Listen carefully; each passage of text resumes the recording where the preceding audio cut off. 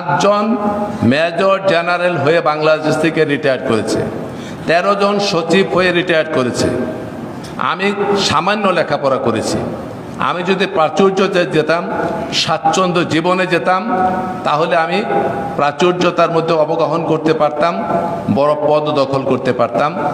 4টা এমপির মধ্যে একমাত্র এমপি 2001 থেকে 2006 ছিলাম। সম্পদের দিকে নজর গেলে আমার শত শত বিঘা সম্পত্তি থাকতো।